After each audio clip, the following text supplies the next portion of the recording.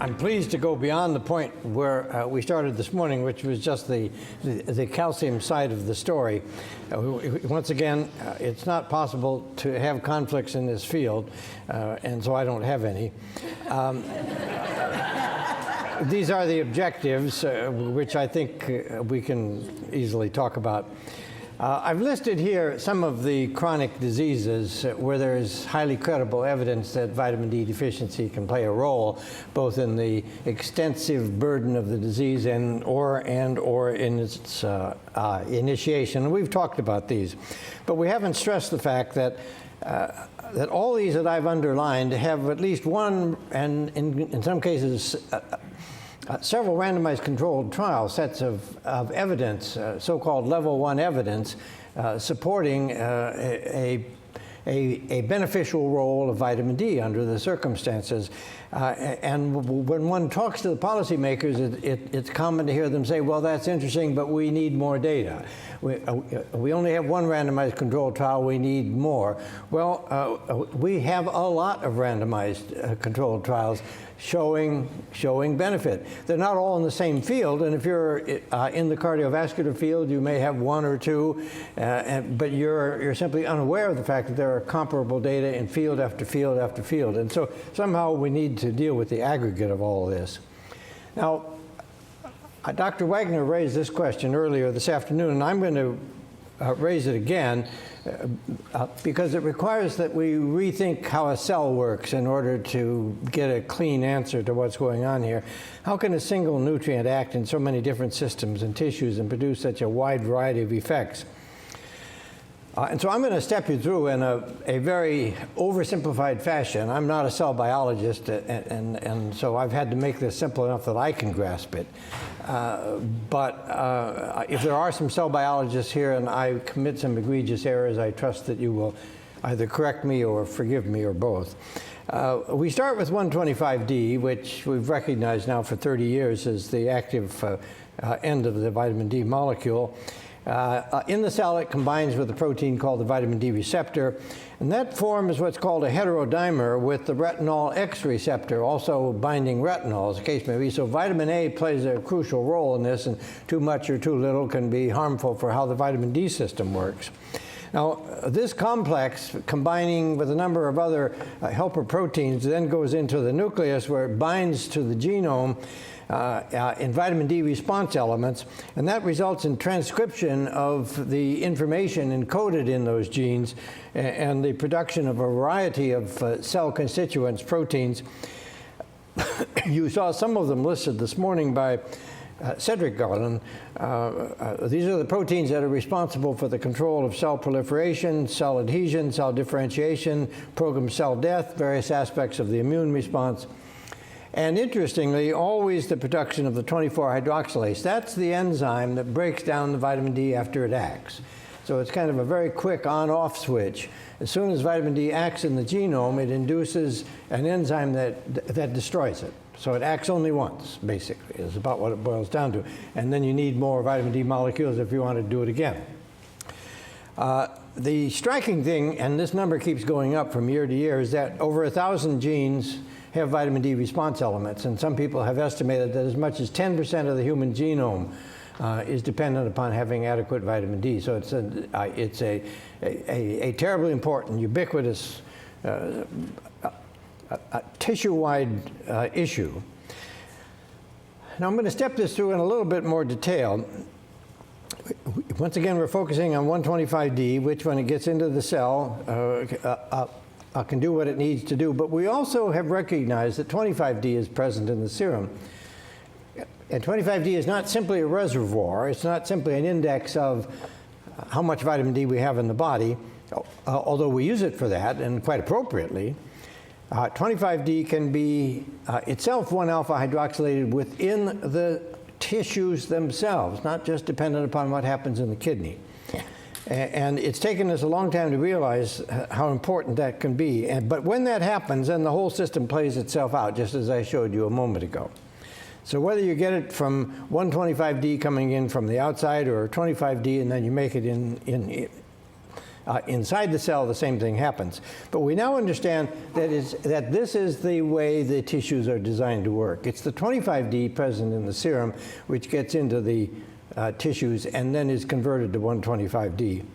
And the reason for that, if you stop to think about it, is that 25D is present in the serum in 1,000-fold greater concentration than is 125D. So there's 3 orders of magnitude more molecules of 25D present in the tissues than there is 125D. And that becomes important because each tissue can make the amount of 125D it needs independent of what the other tissues have or need. It can do it when it needs it, and it's not dependent upon a one-size-fits-all circulating through the bloodstream, bathing all the tissues at the same time. You wouldn't want to activate all of those systems at the same time. That wouldn't make any sense.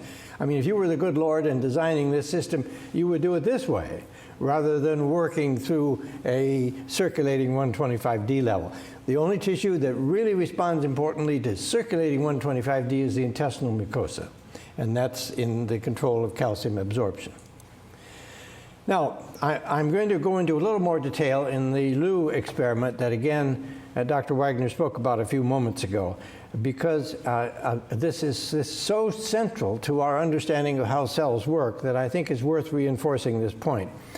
The model that they used was the fact that macrophages, when exposed to a tuberculosis organism, are able to produce a natural defensive protein called cathelicidin.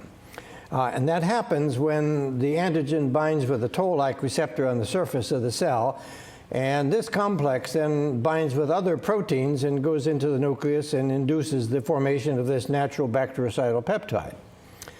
So this was the model system they chose to look at, and the question they asked themselves is, when we put TB bugs in a culture with macrophages, what genes get expressed and in what order? The kind of classical question that cell biologists have been asking productively for the last 10 or 20 years. So that's what they did. And what genes got expressed? They were amazed.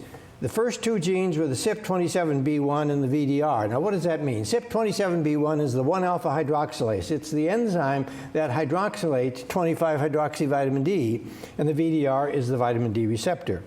But then they looked further, and they couldn't see any other genes of interest. Where was the cathelicidin gene? It didn't show up. So they kind of scratched their heads. This is one of those studies that evolved. You do something, you see how it works, and you wonder why it didn't, and so you do something different, and so forth. So they scratched their heads, and then they realized that fetal calf serum, in which they were incubating their macrophages, is low in the vitamin D metabolites. Not much 25D, certainly not much 125D. So thinking in the old model that 125 was what was important, they added 125D to the system. It got in there bound with the vitamin D receptor, and lo and behold, it worked the way it was supposed to. Cathelicidin messenger RNA was expressed, and the defensin protein was made, and all worked just fine. Notice the CYP24 gene also gets expressed. That's the 24-hydroxylase. That's the enzyme that chews up 125D, so it's no longer active. So it acts just once, rifle shot, and then it's done. But then they scratched their heads once again and said, what is the cell doing expressing the 1-alpha hydroxylase? It must have been looking for 25D. So they said, well, let's add 25D to the system instead of 125. And lo and behold, that worked perfectly.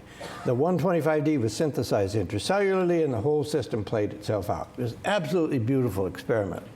And in fact, they could do this with circulating levels of 25D that are physiological, whereas the 125 they had to add to the system was higher than you would achieve physiologically. So clearly, this was how the system was designed to be operating. They took it a step further, and once again, Dr. Wagner kind of gave us a preview of this. They now cultured in pools of serum that had been supplied by Dr. Hollis. One was an African-American pool, one was a white pool. And that's the amount of messenger RNA that was expressed from the African-American serum. That's the amount that was expressed from the white serum. Now, they said, what's wrong with African-American serum? Is there something genetically different about them? And they said, well, one thing we know is they don't have as much vitamin D, so let's add 25D to the serum and see what happens. And lo and behold, they rescued it. Now, how much vitamin D are we talking about? The African American pool had 22 nanomoles, which is 9 nanograms per milliliter. We would all agree by any standard that that's a clearly subnormal value, whereas the white pool had 78. That's still not 80. That's surely not 100 nanomoles or 40 nanograms, but it was a lot better than the African American. And that's what made that difference. And so these experiments showed definitively that vitamin D is an essential mediator in the innate immune response, that serum 25D is the critical variable, and that at least some of the increased sensitivity to infection in vitamin D deficiency is due to reduction in response to infectious agents because 25D is rate limiting. And one of the speakers this morning commented that it was known by the old-time pediatricians that a principal cause of death in kids with rickets was, in fact, respiratory infections. So this is not so much a new observation as the fact that we just had failed to connect the dots recently. And the greater TB susceptibility of blacks is probably due to their low vitamin D status. Now, I mean, I had to do a lot of head scratching myself to try to make sense out of all this. We'd known for many, many years that all cells contain all of the information you need to make a human being. And it wasn't entirely clear why. Well, we knew that epithelial cells had to reproduce themselves. If you cut your skin, you got to grow new cells over the top of that. And your intestinal mucosa turns over every 4 or 5 days, so you're constantly making new cells. So it made sense. You need to have the instructions to make a new cell in the nucleus, and that seemed to make sense, and that's kind of where we left it. That was the old model. But the cell biologists have made us realize that that's not really an accurate way of looking at it. It turns out that our cells are specialized primarily in the extent to which certain genes are capped and can't be expressed anymore, so that a muscle cell doesn't express the genes that a white blood cell might express or a mammary ductal cell might express. And that's what the specialization means. But within those cells, that DNA needs to be functioning all the time, not just to make new cells, but to provide the information that is needed. So if I can cartoon this for you, here's a typical cell. In this case, we picked a macrophage, but it could just as well be a breast ductal tissue cell. It doesn't matter. They get some kind of a signal. In this case, it's a microbe, but it could be estrogen circulating in the bloodstream, the perfectly normal hormonal signal. What the cell says to itself is, gee, I don't have the equipment I need. But then it says, hey, I've got the plans for what I need in my DNA library. And so it takes the signal and transports it into the nucleus where it finds the information it needs, and in a matter of minutes, it synthesizes the needed cellular equipment, and that constitutes the cell response. So this is how we now think of cells. It turns out that 125D is the key that unlocks the DNA library in virtually every tissue in the human body. But it's 125D synthesized in the cell itself, for itself, and by itself, not dependent upon what's outside the cell. It perceives the signal. It says, I've got to go and get the information I need in order to respond to this. And the only thing I need from the outside is there better be some 25D there, so that I can bring it in and make what I need. And the reason why this nutrient can affect so many different tissues with so many different symptoms to produce this syndrome that Ed spoke about is that when vitamin D is in short supply, the various tissues and cells of our bodies can't make the calcitriol they need to open up their DNA libraries fast enough or adequately enough.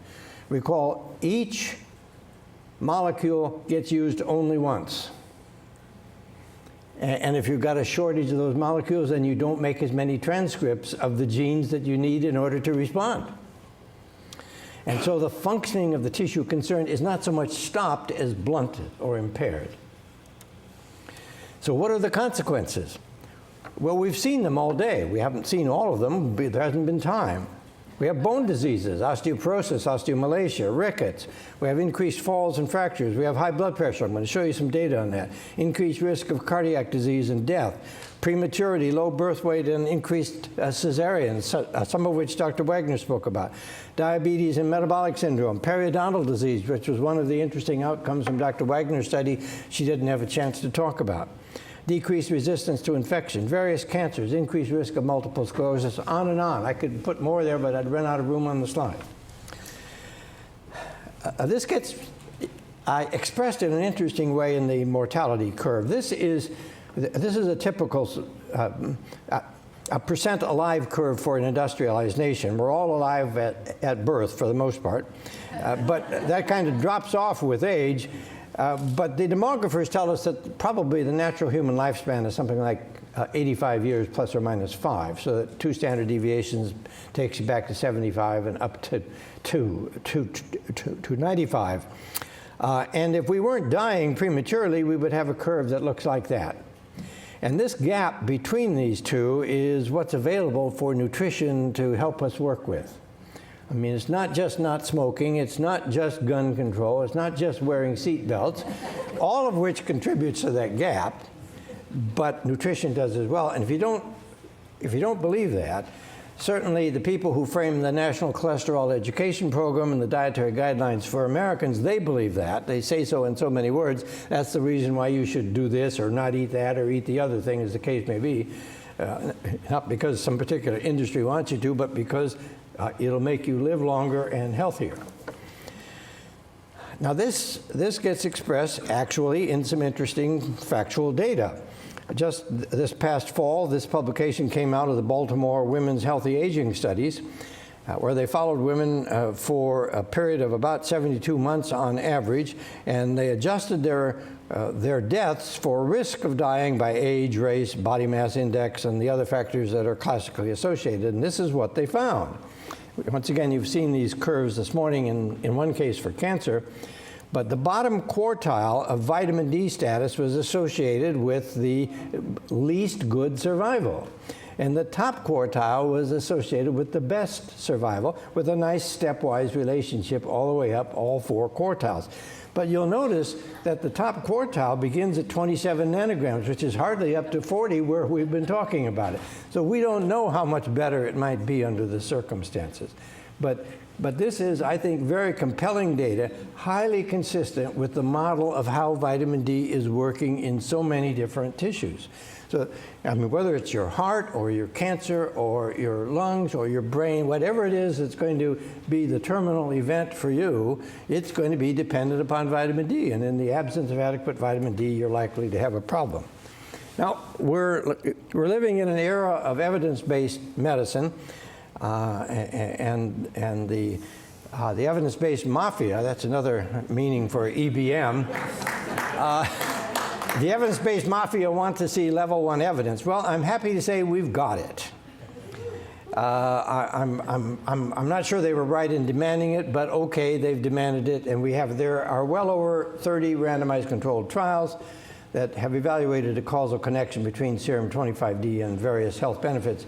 Most of them, of course, have been in the field of bone disease because we've had the obvious connection between vitamin D and bone for so much longer. But there are at least 5 for falls, 2 for hypertension, 1 for cancer, 1 for adjuvant TV therapy, 3 for respiratory infection, not counting whatever you might have had, Dr. Wagner, in your pregnancy study. 1 for pregnancy outcomes, yours. I should count that 2 because there are really 2 studies there, aren't there? I'm going to change the slide. 1 for periodontal disease and 3 for insulin sensitivity and diabetes. I'm just going to show you a couple of these, but we need to acknowledge that out of that total of 30 plus studies, there are some that are null. There's no doubt about that. But generally, these failed trials either used a dose that was too low or had poor compliance, such as in WHI, where the compliance was only 50%, or RECORD, where it was only 40%. Or they failed to achieve a therapeutic blood level, or they failed to optimize co-nutrition. I stressed this morning that nutrients work together. They don't work as isolated drugs. And if you don't optimize the co-nutrient therapy, you're not going to get the benefit of the nutrient you're testing. And finally, there are no negative trials. I want to show you, as I did this morning, the instance of the key importance of a therapeutic blood level. Giving the agent isn't good enough. You have to give a right dose, and you have to give a dose that produces a therapeutic blood level. And we saw this slide earlier this morning. Unless you get an achieved 25-hydroxy-D level that is above 80 nanomoles, you're not going to get a fracture benefit. And the meta-analyses show that very clearly. I mean, here's where WHI was located, right down here. I mean, are we surprised that that's no different from 1.0? We shouldn't be, because there's nothing magic about it. You have to give enough to change the blood level, or you don't get it. Now, I want to stress, I can't go into detail, there isn't time. I want to stress there are no negative trials. There are null trials, but not negative trials. Stop to think about it. If this were a placebo effect and we just happen to have found some positive trials, by the time you've got 30+ trials, you ought to have some negative ones too. I mean, if there's nothing to this, just some of them aren't going to work. And given the skepticism out there, it's highly unlikely that they wouldn't be published. So the absence of negative trials is reassuring in its own right. There are some null trials which are often due to bad design, basically, or bad execution, or both. Now, I want to go back to this vitamin D threshold issue because it is, as I said this morning, an illustration of the enabling effect of vitamin D. Physiological regulation is no longer limited by vitamin D availability, but the regulation is still there. And I'm going to go back to revisit this scheme. This is the old scheme, and this is the new one that we need to be thinking about, where the action in the periphery is where the action really is. Now, we know that our colleagues in nephrology recognize that when your kidneys are damaged or they've been removed and you're dependent upon dialysis, you can't make 125D. And so they did the logical thing. They gave their patients 125D, but doing that allowed them completely to ignore the autocrine pathway, because this was what needed to be optimized, not simply supplying this that was missing. They thought that you could get there this way, but in fact that's not what the tissues are looking for, and the concentrations you can achieve don't work, which is why there's such terrible vitamin D deficiency in patients with end-stage renal disease, because the focus has not been on this. That's changing today, I'm happy to say that. But for years, I mean, even the renal literature uses this and keywords it as vitamin D. This is not vitamin D. This is a derivative of vitamin D. It's not vitamin D. Now I'm going to show you a couple of examples. One of you today asked me about adjuvant therapy. Here's a perfect example of adjuvant therapy. This was a study that was published the same year as the Lou study was published, just 4 years ago. It was a randomized trial of 67 patients with advanced pulmonary tuberculosis, all of whom received standard therapy. And by standard therapy, I mean they got the best antibiotic regimen that was known to be appropriate under the circumstances. But in addition, they were randomized to receive either vitamin D 10,000 IU per day or a matching placebo. And they used sputum conversion, that is the absence of the infectious organism in the sputum at the end of treatment under the circumstances. That's a standard way to respond.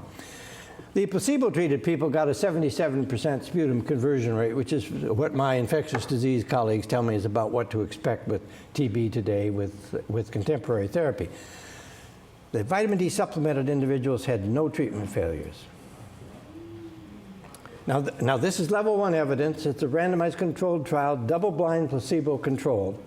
This is not to suggest for a moment that tuberculosis is caused by vitamin D deficiency. It's just that when you get the disease, your body should be trying to fight it. And if you don't give it enough vitamin D, it can't do it.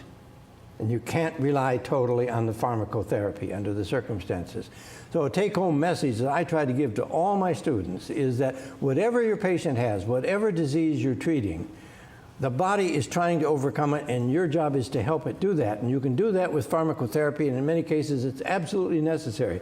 But you'll do a better job if you repair the vitamin D deficiency, because that will allow the body to work with you in your treating of the patient. We see the same thing in virtually every system. This was published just 2 years ago. It was a study of cardiovascular disease.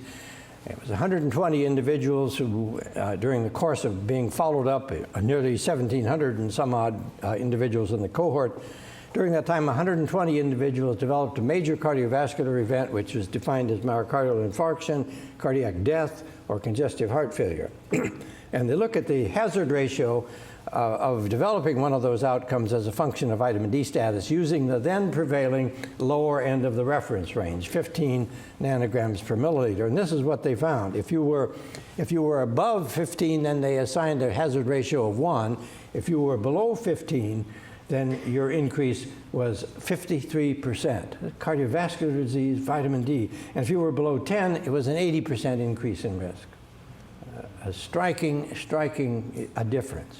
And this caught the attention of the cardiologists only very recently. I mean, they really couldn't ignore this kind of information. This is a study that was shown just a couple of minutes ago. I think Ed Gorham did this. This is John Aloya's work with African-American women treated with vitamin D with a primary bony outcome. But they looked at influenza or influenza-like disease during the course of the illness. The placebo group developed 30 cases over a 3-year period, or about 10 cases per year. The vitamin D treated group developed only 9 cases. That's a striking difference and highly statistically significant.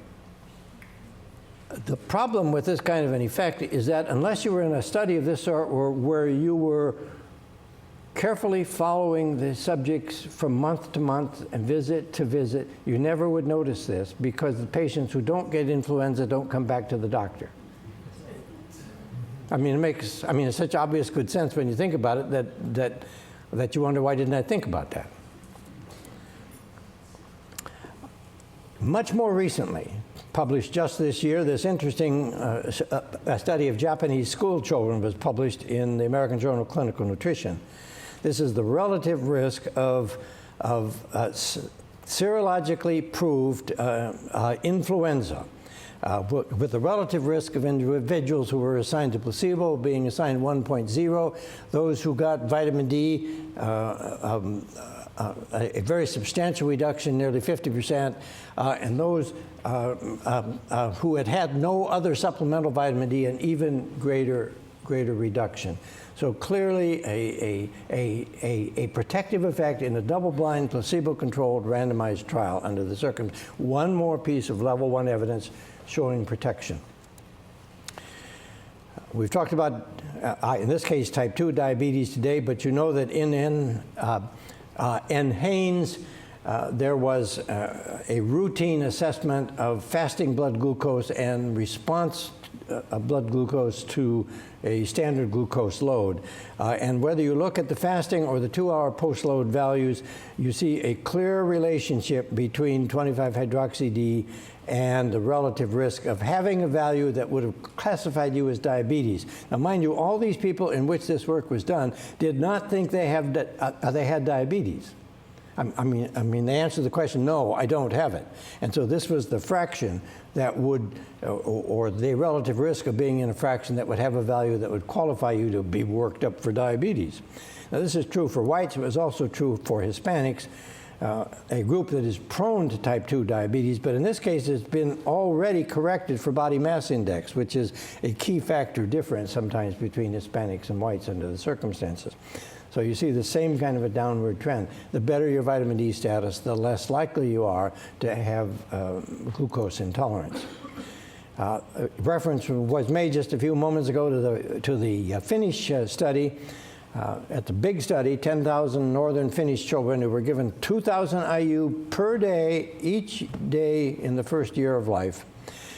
And the prevalence of type 1 diabetes was assessed 31 years later in this cohort in a country that keeps good health statistics, and therefore it's possible to do this type of work. The relative risk was calculated versus no supplementation in the same population. Not everybody, of course, did what they were recommended to do under the circumstances. Here the differences are so striking that I have to resort to a log scale once again.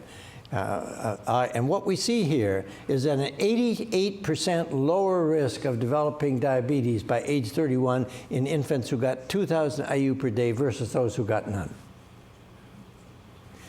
And conversely, those whose physicians thought they might have rickets because they had some of the physical stigmata, they had a threefold increase in risk over those who just got no vitamin D per se.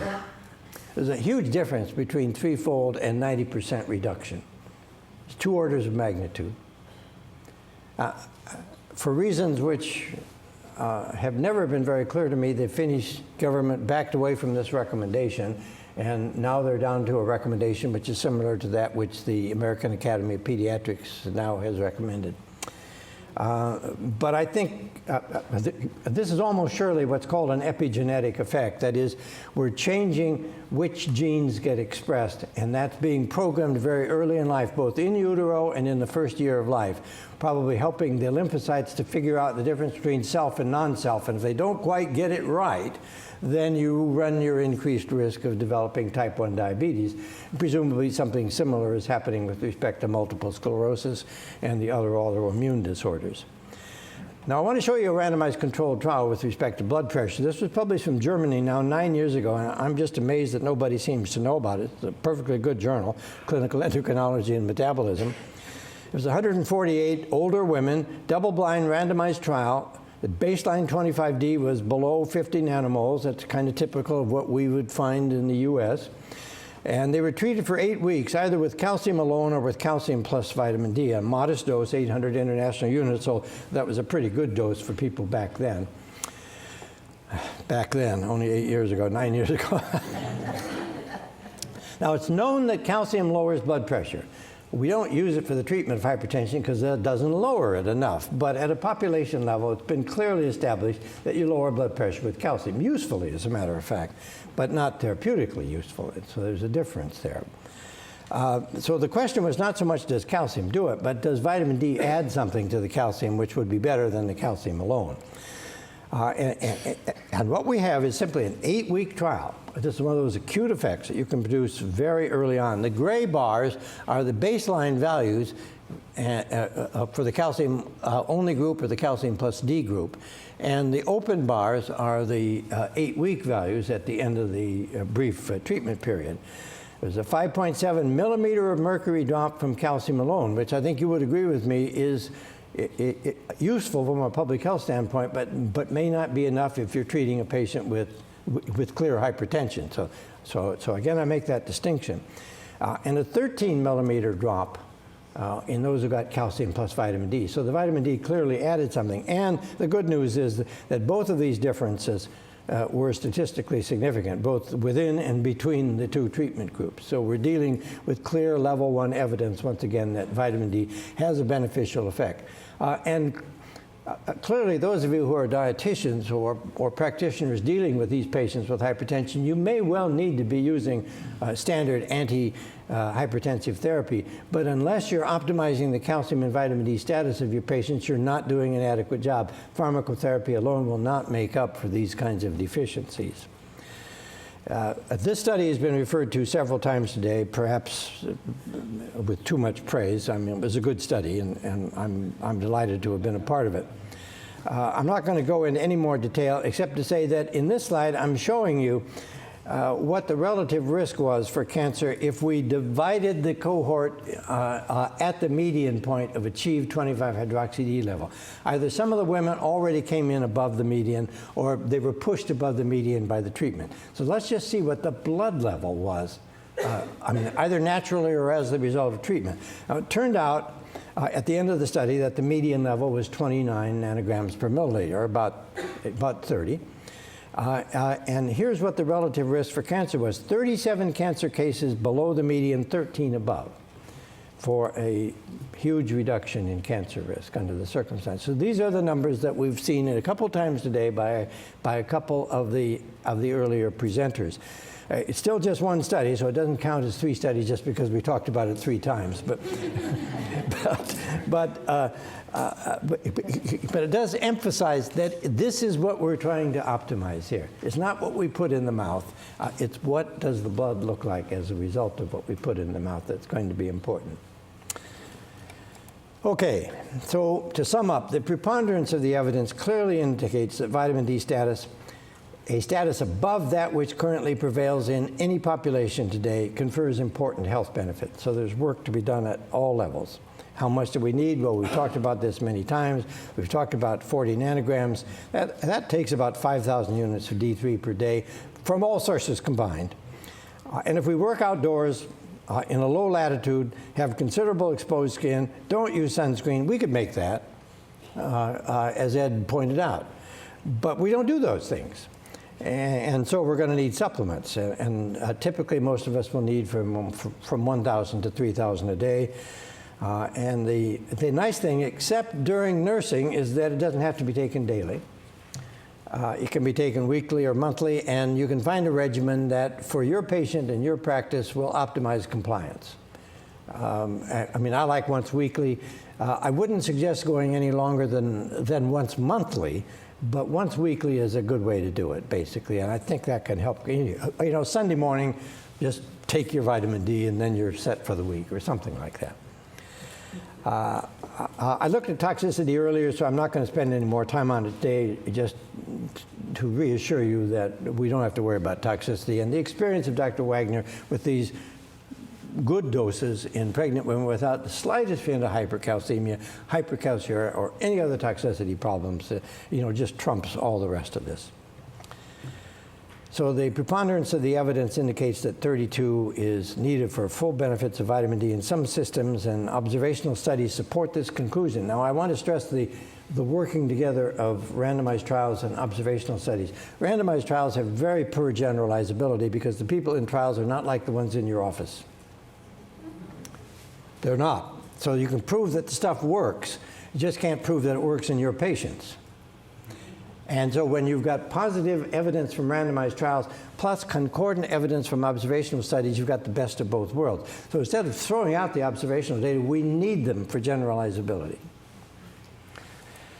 And for some endpoints, that is cancer, the data suggests that even 32 is not high enough, so 40 to 60 is the range we've been talking about today. And I stress once again, I don't need to because everybody else has, that such levels are physiological and given, and they're safe. So this has to be what our goal is. And once again, as I said this morning, I like to think about it with a single number. 75 international units per kilogram per day just about approximates what you have to use for most of your patients, whether they're fat or thin, young or old. It pretty much covers it all. You'll have to do a little fine tuning because there's a huge amount of variability in individual response. I wouldn't want you to think that the average value works in your patient. It doesn't. But we still have to work around some averages. So I thank you with that.